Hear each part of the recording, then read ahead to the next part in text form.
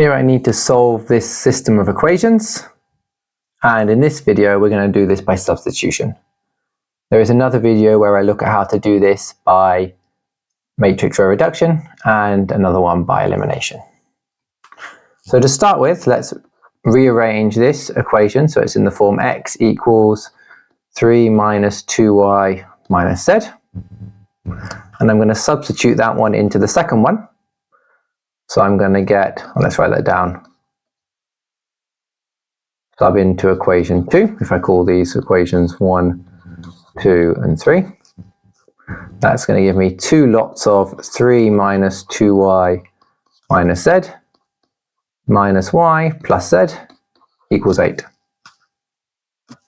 Expanding and tidying up a little bit here, I've got 6 minus 4y minus 2z minus y plus z equals 8. So that's minus 5y minus z is equal to 2. Doing the same thing but substituting into equation 3. I'm going to get 3 lots of 3 minus 2y minus z minus y plus z equals 18. So 9 minus 6y minus 3z minus y, oh no, sorry, that's not minus y plus z there, is it? It should have been minus 4y, because I was substituting into 3 there, minus 4y plus z is equal to 18. And simplifying, I've got minus 10y's minus 2z's, and that's going to be equal to 9. Now taking these two equations, which I will call equation 4 and 5, I could spot something immediately here, but maybe I want to try and do some more substitution. Now the problem with doing more substitution is we end up getting a long way, but let's go for that, shall we? Let's start off by saying, okay, this one's going to give me z is equal to minus 5y minus 2. Substitute this one into here. I'm going to get minus 10y minus 2 lots of minus 5y minus 2 is equal to 9.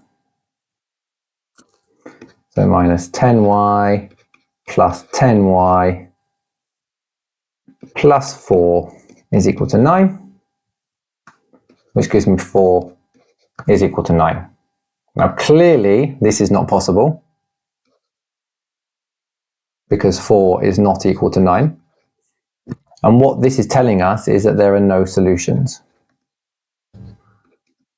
Now, whilst this works, and it identifies to us that there are no solutions to this particular set of equations, my issue with this one is normally when students are trying to do this method, they end up with something like this and they think they've done something wrong. I think somewhere in this process you've done some algebra wrong. But that's not necessarily the case. This is what happens, and this is the indication through substitution that there are no solutions. Another way we could have approached it, I kind of hinted at it, was when we had these two equations here, what I called 4 and 5 a minute ago. If you imagine doubling number 4, we'd get minus 10y minus 2z equals 4. We then end up with two equations which are the same on the left-hand side, but different on the right-hand side. And that also is an indication that something's not right, and that is there's no solutions.